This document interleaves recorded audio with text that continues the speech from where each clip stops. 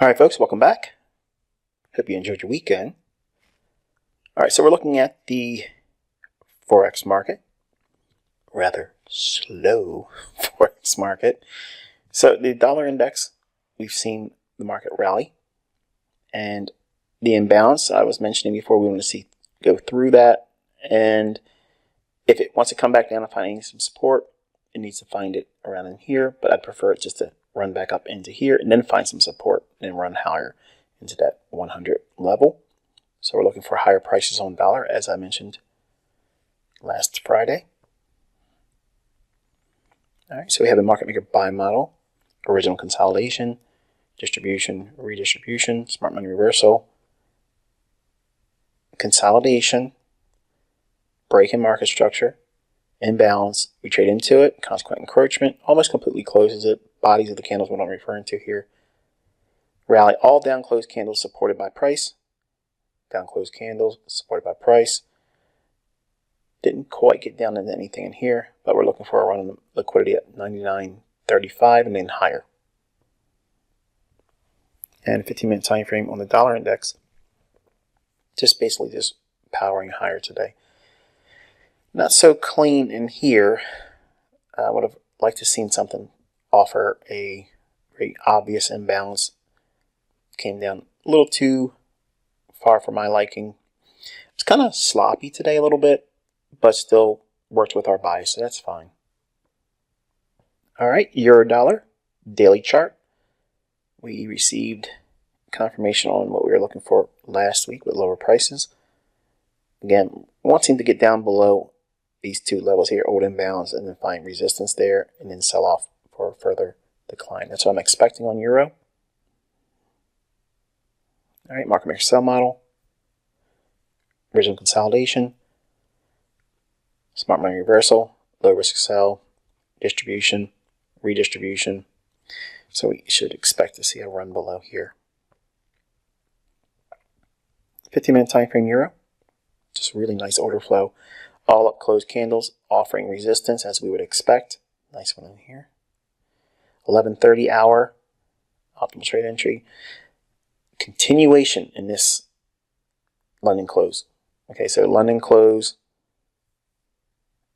trade up into here, and then falls off and trades lower. It might want to reach up into this area here, rebalance some of that, and then sell off. It'd be better if it didn't, keep it open, and if it does trade lower, that's nice and heavy. That would suggest, in my opinion, a complete washout is coming for euro. British pound, just really being stubborn. Small little consolidation that's getting tighter. So we have a big move likely to occur. I'm expecting lower prices on pound. And they got sloppy today. Just really, really difficult to trade in this type of movement. And 15-minute time frame not really suggesting much in here at all. All right, let's take our attention over to the markets I've been telling you to watch, where it has had volatility and setups galore. All right, so we have the E-mini S&P 500 June 2022 contract daily chart. All right, so here's where the next draw on liquidity is going to be, I believe. And I have no idea why this rectangle's all the way over here, because it should be sitting right underneath that low into this candle's high. So that little gap is what I'm really making reference to. So please don't let this mess you up here. This is what I'm looking for. So we're going to likely, if we take out this short-term high, we could draw up into that. But we do have this fair value gap that we just completely closed in today. And we don't want to see it reverse here. Good grief, this mouse. Every time I use this particular laptop, acts wonky. So I got to keep it moving, because once it disappears from my sight, I don't know where it's at until I start moving it all around. But we have the gap in here. We closed it. I want to see it trade higher. That's where I prefer. But it makes it hard for that to occur in my mind, because if we're looking for higher dollar, that is risk off. And again, that would really, in the grand scheme of things, it would look like completely coming up into this area here, higher dollar, softer equities. But everything being what it is, which is madness right now, we swept the buy-side liquidity. I'm thinking it might want to pop one more time in here. But if I'm wrong, we'll take out today's low. If we take out today's low, then we have a volume imbalance in here that might be a draw on liquidity, if not soon after this small little gap in here. We have a little bit of liquidity in the form of these relative equal lows here as well, around that 44.50 level. But I don't want to make too much of a case, good grief, too much of a case of these discount arrays, because I'm wanting to see confirmation that it wants to go higher. So we'll work with that narrative going forward until proven incorrect. 1 hour chart, E-mini S&P. Do not be afraid to be using the US 500 and US 100 CFD charts. If you don't have real-time data, you can't watch these markets real-time, just to keep up with the real-time data or the fluctuations intraday, you can use the CFD. Now, it's not going to match up exactly like the real futures market is here. So it's going to be slightly different. But the overall ebb and flow, what price is doing, is pretty much the same thing. Not identical, but it's really close to it. So for folks that are outside the United States that can trade these legally, the CFDs, we can't in the United States. So I don't care if your friend's brother's cousin, sister is using an offshore broker and they're making money trading. I'm not telling you to do that. I'm actually telling you not to do that if you're in the U.S. So if you're a United States citizen, do not do that. Okay, I never told you to do that. But you can practice with it in a demo. I don't see any harm in that. Keeps you studying price. All right, so let's go into this 4th of April. And here's the 15-minute time frame. And I took a trade in both E-mini S&P and NASDAQ. I started the day with NASDAQ. And I did something right at the opening. And we'll look at that when we go into the live account, because I want to show you the live account results and show you what I did and teach you why it's important to be watching both. I've had students in the 2021 group, a lot of them actually, reaching out and asking if they are watching the S&P, do they need to be watching the NASDAQ? Or if they're watching the NASDAQ, do they need to watch the E-mini S&P? And today's going to be a perfect example as to why that is important to do. Okay, I don't care if you're focusing in on being a specialist for NASDAQ. I don't care if you're trying to focus in if you're going to be a specialist for the E-mini S&P or the Dow, okay, or the Russell, which I really wouldn't trade the Russell because compared to the NASDAQ and E-mini S&P, to me, I think it's garbage. But it's kind of like the Dow. It's trash, but it's good for analysis. It's good for intermarket relationships. It's good for the market breadth if it's continuous on the upside or downside. It helps kind of like warn you if it doesn't continue in the same direction. But really, it can be stripped down. Really, is just the three I teach: Dow, NASDAQ, and S&P. All right, but on the 15-minute time frame, you can see there's a gap in here. We traded down into that and the order block here. So we went a little bit deeper than I wanted to see the E-mini S&P do, because we had already shown that it went down to its order block here. I probed the short side on the NASDAQ initially. That gave me a losing trade to work out of using the S&P. Okay, so I want you to know the dynamics here before we go into it any further, but the gap here, the order block, trading down here, and then the relative equal highs. When we look at the comparison between the NASDAQ and the S&P, we're going to see that this has not been traded to here yet after the NASDAQ ran the opposite direction. So I closed the trade, took a minor loss, and then skipped from NASDAQ over to S&P to get in sync with the internals for the intraday move that was taking place at the opening. What do I mean by that? Well, just going into this move here, we had the imbalance here. We dropped down into it. We rallied. We had a little bit of imbalance here as well. We filled in that, and then it was off to the races to go higher. I'm going to go into the live account that I use with TD Ameritrade so that we can see a real world example and the contrast between these two price movements. Here is the NASDAQ, okay? And I went short, and you'll see the actual fill right on the 1 minute chart, and you'll see where I got out at right on the same 1 minute chart. And I had initial drawdown, and look how fast it was running, okay? At the same time this was occurring, the S&P was down here just dilly-dallying, wasn't doing anything. As we drop down into this area here, and go back up one slide. All right, and 37 right here was my fill. So in this area here, back inside this gap, that's what I'm using. I'm using that gap here as my reason to get in. And because we did not take out these highs yet, there's liquidity up there. And I felt very strongly, as you would too if you were my student, that the S&P is going to get in sync with what has transpired in NASDAQ, where NASDAQ just really just ripped the faces of all the bears off this morning, and it kept going higher, higher, higher, higher, and the NASDAQ did not see that lower low on the S&P. So here we have the divergence here and here. So 37, 45.37 in here. This was a stop run on S&P. So I felt confident that we were going to run these highs here. So the loss I took on the E-mini NASDAQ, I knew I was going to get it back with the S&P. And then I went back in the S&P, the NASDAQ, and paired the actual loss I had in that to make it a little bit more palatable for my fragile ego.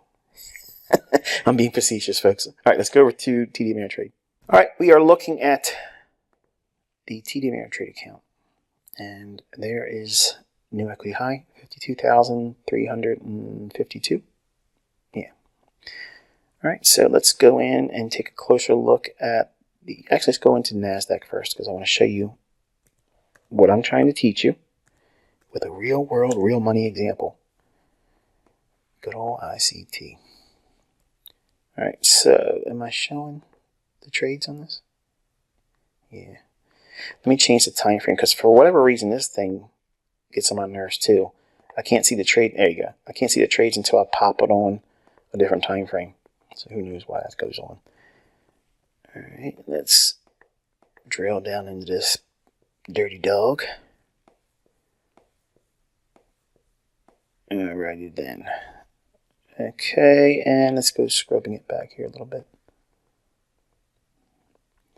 All right, if you look at that candle right there, we ran above the short-term high in here. I liked this fair value gap in here and the relative equal highs. We had a fair value gap. It ran up there. I'm thinking, okay, well, they'll probably take out the short-term low here. And if we're going to go higher, we'll probably do it after that. So this candle, we went above it, started to come back down, and I'm thinking, okay, well, I want to get in there. I want to be a participant in that and try to get a run below here, pad myself out for something, early on, and then see what happens, later in the morning, around 10 o'clock, 10:15. Well, it came down a little bit, not by much, but then it really quickly came back up, and I'm thinking, okay, this is not good, because this candle should have taken out these lows here. That's what I wanted to see. Didn't happen, folks. Did not happen. So when this candle came up really aggressive like that, I'm like, I'm offside. I knew right away I'm offside. Why? Because this had failed to make that lower low, but S&P has made that lower low. So S&P was dropping while this was giving the indication that, hey, ICT, listen, brother, you are off today. Okay, you got it wrong. You need to get in sync with me, okay, and get out of this right now. I could have hit the reverse button. That would have put me long right here, 2 contracts, and I could have done very well today.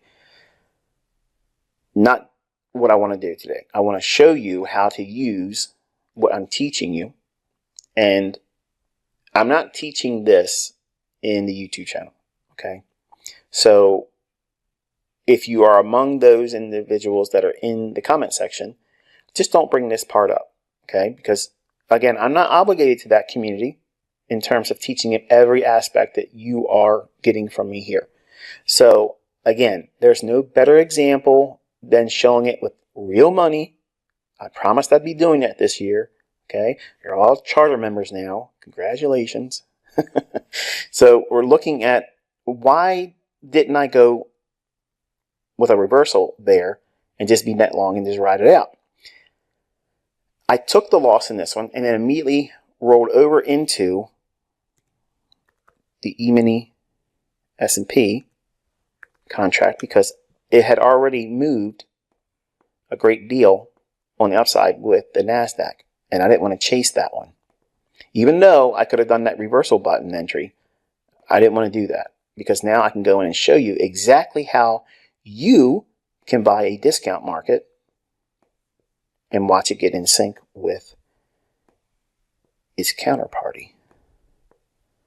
All right, so here is the E-mini S&P June contract 2022 1 minute chart. And right on this candle here, and if you look up here, it'll tell you the time and all the business. All right, so here you go right there. Now, also, if you take note that there is a fair value gap here. So we went down, rallied back through it. I like that. And then in this candle, think about how I teach the break-in market structure and how it runs up, comes back down in. This is for your notes, okay? I think about that same fair value gap right there the same way. I look at it as market goes above it. It goes above the premium high of the fair value gap over here, and then comes back down into it. What is it doing? Rebalancing. First pass here, it leaves an imbalance. It trades with buy side here, yes, and then one more time with sell side on that candle. Notice that? Right in here. I'm going long on that candle. That's why I went long there. That's a new entry pattern for you here. I'm not touching on that in YouTube, okay? If I see any of you, okay, if I see this entry pattern enter anybody's YouTube channel, I swear to God, you will never learn another new entry pattern from me, and I'll only work with what's already been shown, okay? I know some of you in here are doing your own little mentorships, and you think you're getting under the radar. You're not. I just don't care that much right now, okay? Too many things are going on in the world. People are going to be starving soon. I understand. But I don't have to do any more teachings. Okay, so I'm just letting you know, if you start abusing what I'm giving out, that's it. We'll just deal with what I'm giving you. And that's fine. I can just do YouTube model and make millions of dollars in front of you. It doesn't make a difference. The bottom line is I want to teach, and I want to know that you 20-year-olds in here aren't going to go out there and just try to panhandle because it's something new and fresh. I got dozens and dozens of things that I haven't even touched on yet. You haven't even seen in the charts yet, okay? But most of that is not necessary. But I want to show you what I was doing here today, because you're going to look at this and say, why'd you get in there? Why do you do that? Well, relative equal lows, sell side liquidity. Lower lows here and here, but we did not see that in NASDAQ. And my short on NASDAQ was offside, so I closed it. Didn't want to use the reversal tab. That's this over here. I wanted to get in the discount market that's still at a discount, the S&P. I used the fair value gap. We traded above it, came back down in, rallied, filled in, order block, mean threshold, wait, hold it. It's going to rally higher. What's it going to go for? Relative equal highs. Once it takes that out, then you watch it with the NASDAQ. As long as NASDAQ is still healthy and still going higher, hold on to it. And on the high candle here, big beefy one here, I'm exiting. Now I'm a little quick draw McGraw today on the exit because I had to take my son out and practice him because he has joined baseball, my youngest. He's not a sports fanatic. He's like me. I don't really care about sports, but I guess all this in-the-house stuff and he homeschools and He's like, he's at that age, he's 14, wants to, I guess, be around other kids doing stuff like that, because I think he talks to the people he does streaming with. And I know this means anything to you, but long story short, I made an appointment with him that I would be early in the morning going out and throw the ball, hit the ball, let him catch it, practice, and all that business. So I knew I was getting a big run here, and it fulfilled what I needed to do, so I closed it as it went. The high on that candle comes in at 57 and a quarter, and so I missed about 5 handles. So, okay, whatever. Consolidated, retraced one more time, fair value gap, rallies once more, and then just continues to deliver over the afternoon. So really nice move there. So not bad. I mean, 45.37 to 45.52. Let's go over to the monitor tab. So I'm showing you Friday's trading, I believe. Am I showing Friday's trading? Yeah, Friday, the first day of April, and today. So you can see that. And this will all be on the statements too that I'll print out. All right, so here's Friday's business. First trade, 865. Ding, came back with 1255, and then later in the day, a scratch and another $600. So it's about 1,000 something off the top of my head. I think it was like 1,050, but it's in that ballpark. And then this morning, this is one trade. It was 2 contracts, but they staggered the exit. So that's the other thing they start doing. If you don't use limit orders, if you just mark it out and you have multiple contracts, they'll start staggering your fills. And if you do it over time, notice the difference. You got $600 here and then $595. So they got a little bit more juice out of that one, $5. So long story short, use limit orders to keep that kind of thing from happening. But this small little loss was paired by the trade I took here on the S&P I showed you. And then NASDAQ, let's go back to that because I picked up a little bit more here to finish out the day, not have the full drawdown that I had here, which was $11.95. Is that what that was? Yeah, almost $1,200. It's 2 contracts, so as you get more money, more problems. Let's go to the charts and go back over to the NASDAQ. Look at this, man. ICT showing you a live account. What the heck is going on? Dogs and cats are going to be living together soon. That's how you know we're at the end times. I'm trading with a live account right in here, showing it to you. Oh, man. I'm having fun. All right, let's go over, and here's the losing trade. And then I saw it run up above here, and I went short here after going back into a breaker. Okay, see that right there? Breaker. And then covered it once it got down into this old imbalance and right below here. So that's where I got out at. So not a big trade, but enough to pair the losing position I had. So with this here, and this small little move in here, which was nothing but me just getting that last little squeeze of juice because I didn't want to see a net loss on NASDAQ. And again, I have a very fragile ego.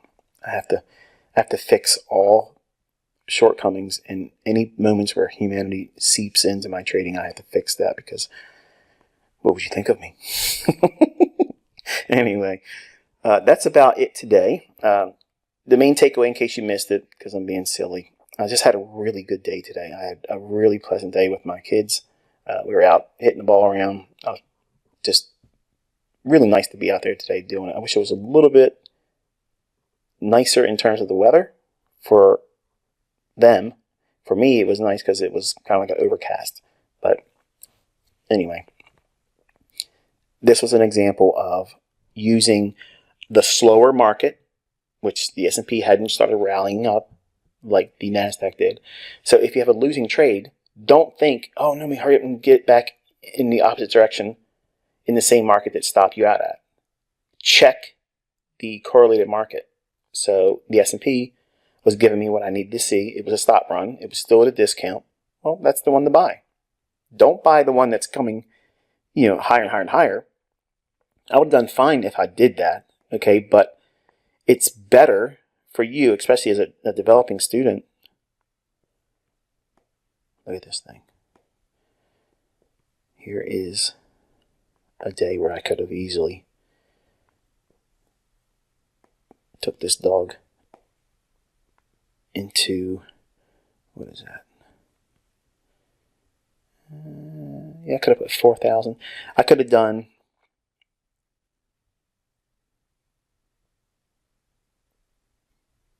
I could have did about $8,000 today in that run here. Getting in, out, reloading in, out, reloading in and out, and doing 2, 2, 2, 2, 2 each time. But this was enough. And plus, like, I'm not trying to run this balance up real fast, because then it looks like it was luck, right? So if I consistently every single day take money out of the marketplace, around $1,000 or more, something like that, I think that, to me, it proves consistency. So I think in my mind, I think it proves these concepts work. I think it proves that I know how to make money. It proves that consistency is realistic. It's not something that is contrived. It's not randomness. These are things that work. And it's hard to argue with this. And like I said, folks, I'm going to close it with this. There's a lot of stupid things being said about me on the internet. Okay. And yes, I could have avoided having all these things crop up by doing these type of things from the beginning. But I've always been the type of guy that, I don't like being told what to do. I have an authority complex. So the only people I like to listen to is obviously the Lord, and that's it. And then obviously I consider what my wife says sometimes. I'm being silly, I know. But the point is this.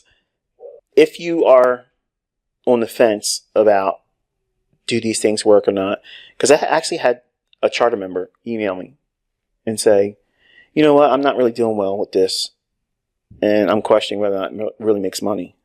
And I was like, really? Like, I'm doing what a live count. Okay, I don't know if you noticed it or not, but this is more proof.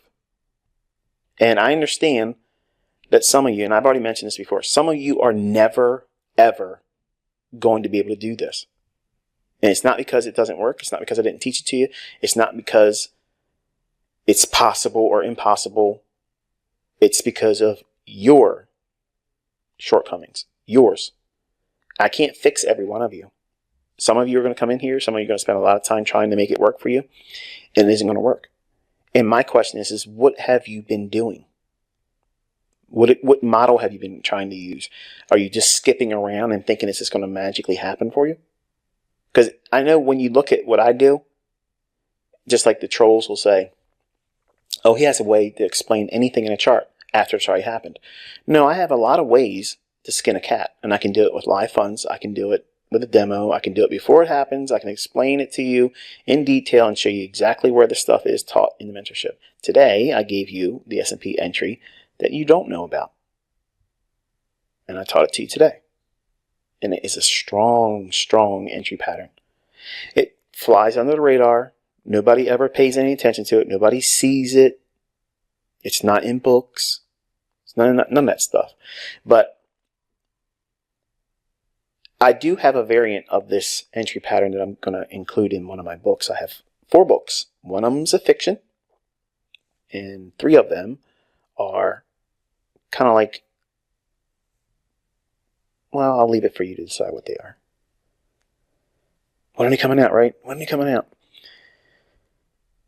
This whole COVID crap messed up my window when I wanted to release them.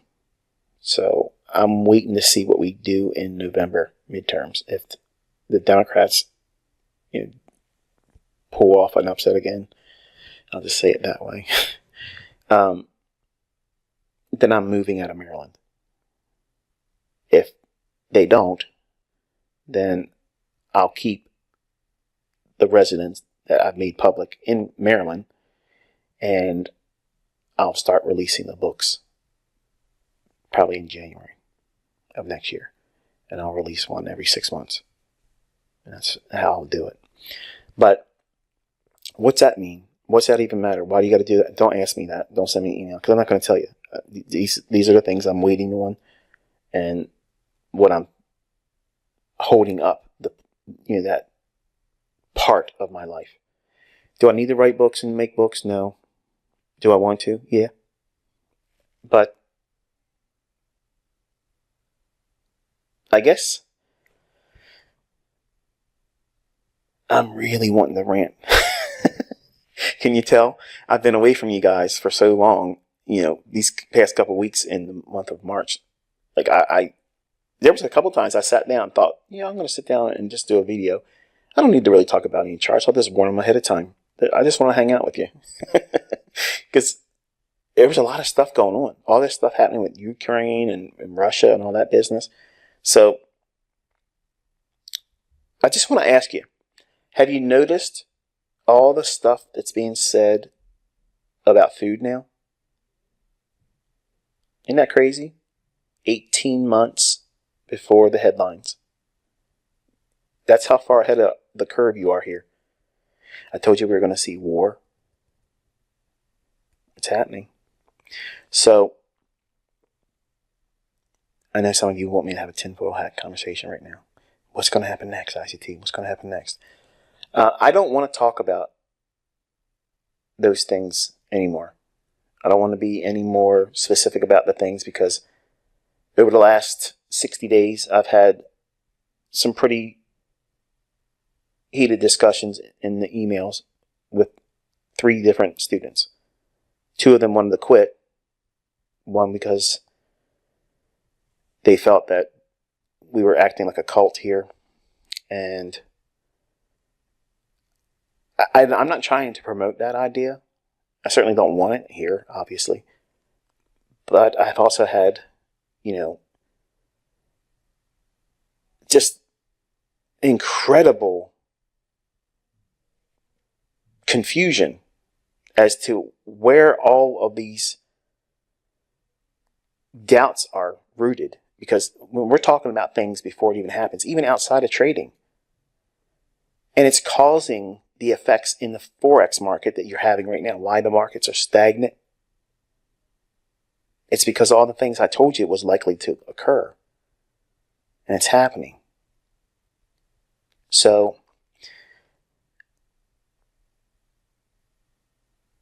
I mentioned many times to get your house in order. If you don't do it, then obviously that's your decision. It should be non-perishable foods. Water filters, things that you can hunt with. That way you have it. What happens if nothing happens? You don't have to buy as much groceries over the next 6 to 8 months or maybe a year. But notice I'm talking to you with this kind of stuff again, with the live account right in front of you.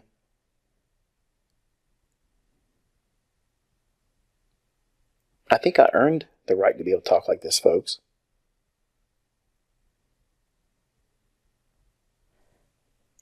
You invested in yourself by being here. You invested in me as a person that you trusted as your mentor. You being here allows you to have my highest concern. Like, I care about all of you. I don't want any of you to have hardship. I've tried to steer your attention away from Forex. Not because it's going to fail, not because it doesn't work anymore, but because the volatility is not supportive and it doesn't even compare to what's being shown here. Why are you arguing about not wanting to do index futures? It's a market that you can trade. If you're trading a CFD, you don't need all the margin that is required to trade these. And if you don't have that much to trade a mini, you can trade a micro. You can build up an account with that. You don't need to have $20 and $50 per handle. It works the same way with 5 and $2. It just takes more time. But there's consistency in setups there. There's no reason for you to look at it and say, oh, that's not good enough. Man, it's plenty good enough. I've had a lot of folks in the mentorship literally send me emails saying, hey, look, since January, I love what you've been doing with Forex, and yeah, it's just great, but I really love index futures. That's great. That's just where I started. I didn't just start doing this now. This is how I started. This is the markets I was in. So it makes sense that I know how to do these. But here's the thing, reminder, it's the same stuff I've been teaching anyway. You're reading price. I'm giving you a skill set that you can put in, well, with the exception of crypto, because I don't want to co-sign on that. Okay, but I know some of you are in here doing well. I can't do well with that one. So I have to be honest and tell you I don't subscribe to that. But in terms of stocks, in terms of bonds, in terms of index futures, futures and commodities, and in the Forex, obviously, what I'm teaching works. Whatever is the hot asset class, okay, whatever one is moving the most, it's most liquid, it's got a lot of volatility in it, and it's meaningful volatility, not just choppy noise. That's the asset class you should rotate into. That's the benefit of being in the mentorship. Read the comments over on those YouTube channels, or the videos on my YouTube channel, rather. You see all these people saying, why are you not talking about Forex anymore? They don't get it. They don't know. You know, but some of you are kicking and screaming, but I want to trade Euro. Okay. You can trade Euro. Just don't complain to me in an email that you're not getting what you thought you should get. Because I've taken all of your attention while I'm still talking about Forex. I'm taking your attention to these markets. What markets am I trading right now with live money? Have you ever thought about that? I mean, think about that, folks. What am I trading real money with right now? Since the beginning of the year, what have I been doing? Trading these. I have not taken a Forex trade. Newsflash. I'm walking the walk after I talk the talk. So doesn't it make sense that if I'm not trying to put money in any Forex pair right now, does that mean the concepts don't work? No, it just means I'm going to apply it to a market that is moving, because we need what? Movement. Without movement, we can't take advantage of displacement, accumulation, manipulation, and distribution. It's got to move around. And it's got to move around in a meaningful way that we can forecast and anticipate. And right now, Forex is just a mess. Dollar's just hanging around in the consolidation on its daily chart. I believe it's going to go higher, but I could be wrong. I'm not so worried about being wrong in equities, because these are old friends. And old friends tend to be good company. Now, that might sound like a sales pitch. Ditch Forex. Make it easier on ICT. That way I don't ever have to talk about Forex anymore. No, that's not what I'm doing here. Because I'm convinced that Forex is going to get hot again. And it might require all the way through the midterms. I'm prepared for that. Are you? I can make money here in these markets right here. I can teach you and trade and show you the account growing. I can do all that business and just do these and not even touch Forex. And then when Forex becomes hot again, I'll rotate right out of this and go right into Forex, and everything will be just the same as it was then. But isn't that what you paid for, folks? I taught you how to rotate from one asset class to the next with this information. The subtle nuances in index futures, in commodities, in stocks, and in Forex. They all have subtle characteristics that you have to be aware of. When to use them, when not to use them. That's being mentored.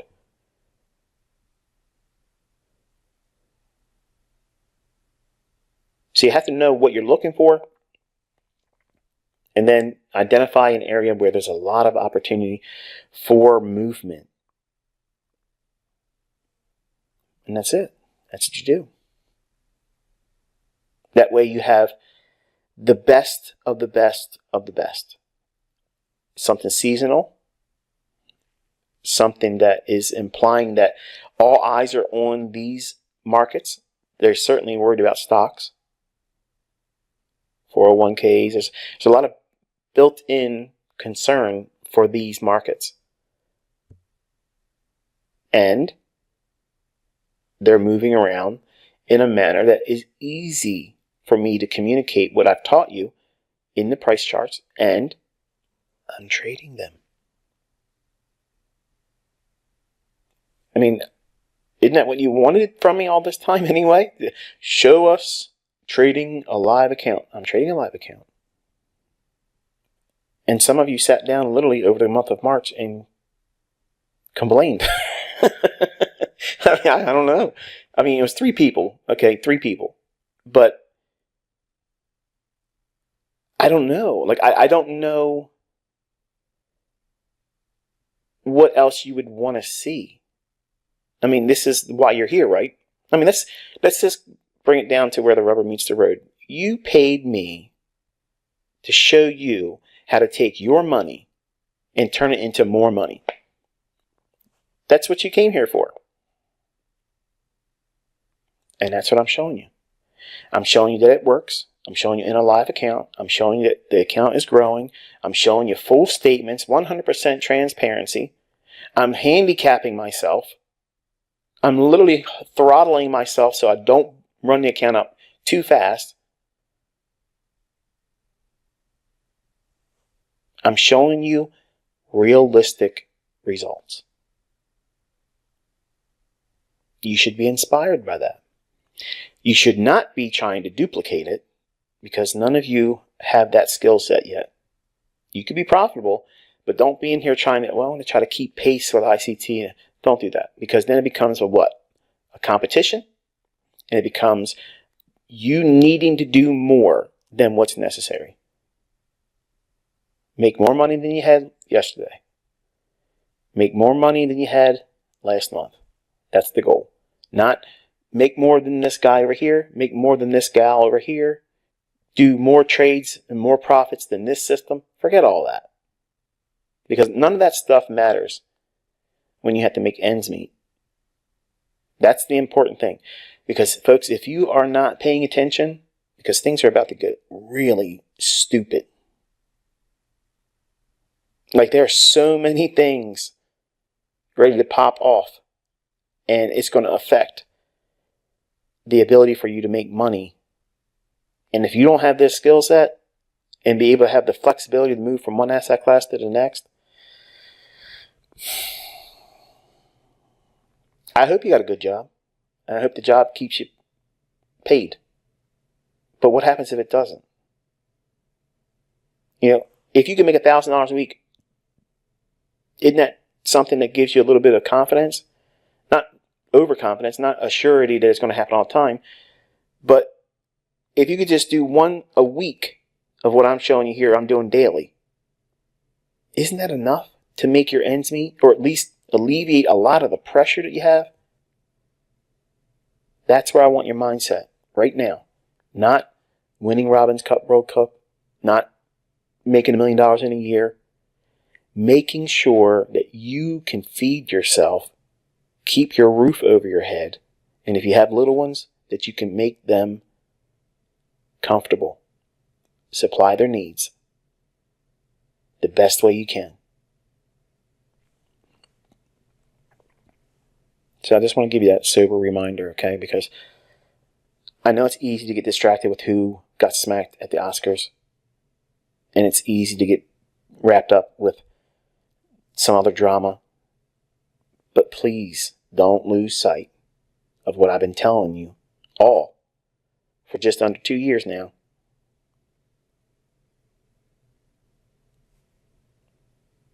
Don't sleep on this. Get your house in order. Get some preps. Stock your food up. Non-perishables. And then rotate as you use them. And there it is. And you got nothing to worry about. That's the best thing you can do. Because you can't control it. I can't control it. I'm going to feel it. I got money.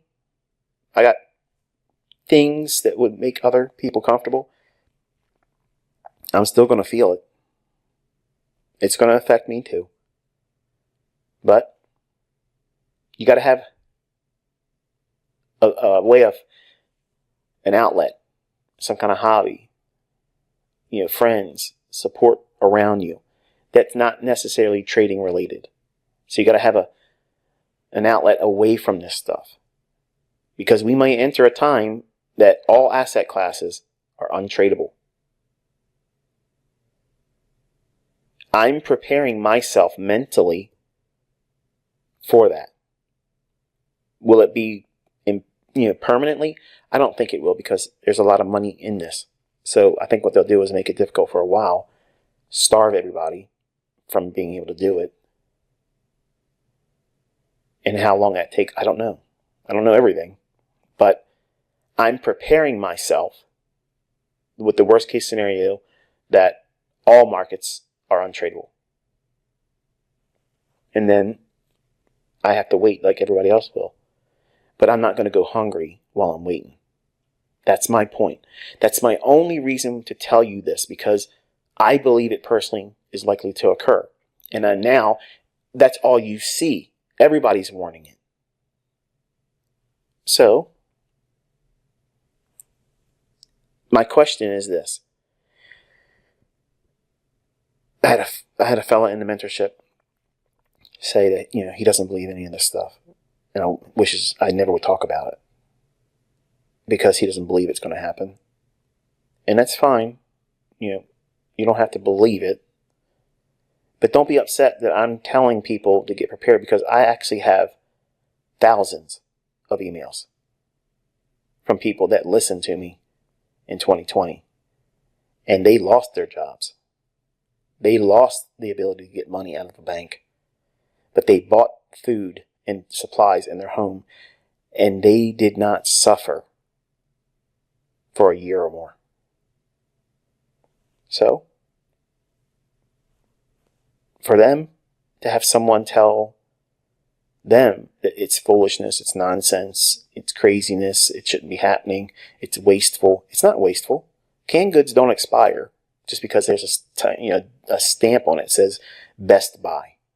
As long as that can's not bloated or dented or any kind of leaks or anything, that food's good. There's nothing wrong with it. So, and if you rotate out of it, you're all the better for it. But here's where we're at. The grain markets have already went up a great deal. A lot of profit taking, a lot of locking in of pricing. That's what you just recently saw. Nothing, absolutely nothing fundamentally has not improved at all. It hasn't improved at all. The underlying fundamentals are still the same. I believe that we are going to see ridiculous, enormous runs in the grains this year. Wheat particularly, because 30% of that grain comes out of what's being said as it's never leaving our country anymore. So over in Russia, that whole business, 30% of the wheat product globally comes out of Russia. And they're saying, hope you got some, because we're not giving you ours. And they're the largest producer for nitrogen, which is used for fertilizer. And fertilizer has gone into 400+% markup and shortages. And there's a lot of farmers, and where I live at, there's a lot of farms and such. And I've talked to a couple people around here, and they're like, it's ridiculously expensive. And some of them are talking about doing different kinds of crops. So that's going to be impactful. And that's just going to supercharge these grain market shortages, which means what? Mega trades. Mega trades, man, where I told you what was going to happen. Before I went on vacation, I said, we will see limit up days. You're going to see it where you're stuck in that market. You can't get out. We had like 3 or 4, maybe 5 days of wheat was in limit up days. Hello. Wait till you see this summer. This summer, unless everything goes back to normal, Russia leaves Ukraine, says they'll go back to exporting wheat and all the things that's going on with the energy and all that, Eurozone, all that stuff goes away like overnight.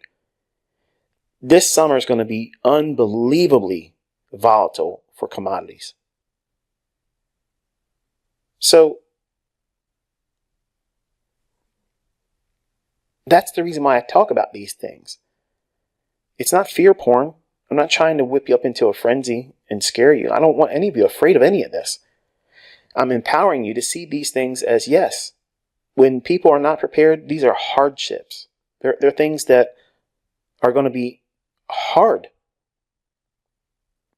But we have a skill set that we can go in and take that hardship that we can't change. We can't stop that. I can't make any of this not happen. So I have a choice. I can sit there and say, all right, this is what I'd like to we'll see in the coming months and years, and I'm going to do nothing about it. Or I can say, you know what? I see this coming. I'm going to prepare my own home and my friends and family, and then I'm also going to wait for an opportunity to make an investment that I believe is going to be profitable in that, and then I'll have more resources that I can help my family even further, and my friends and my family. So I'm taking something I have no control over that's bad. It's hurtful. It's hardship. And I'm profiting from it. It doesn't make me an evil person. It doesn't make me a selfish person. It makes me someone that is a Joseph. I'm doing the best I can to prepare for what I know is coming. And then I'm profiting from it. And then I'm helping other people, not only myself, but I'm helping others in the process. And you're knowing about it too as the why. Why do you think that the grain market's going to have mega trades this year, Michael? Well, that's what I've been talking about.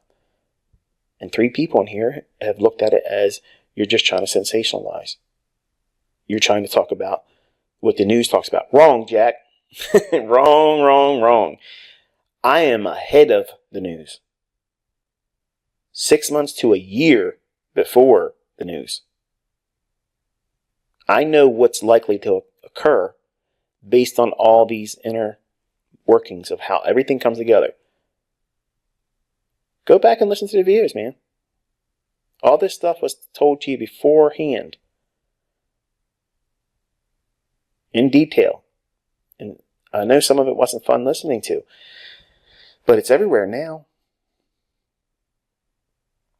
You think they're going to waste it? You think they're going to talk about this much stuff and just waste the environment that they're creating? No way. No way. Because they can make a whole lot of money with engineered famine. They can make money on the price increases. They can do a lot of harm to a lot of people. And that creates control. But I know some of you don't want to listen to that. So I'm going to close it with that. And I will invite you all to watch the video I post tomorrow on YouTube around 10 o'clock. And then I will touch base with you again on Wednesday at the midweek review in the mentorship. Until then, be safe.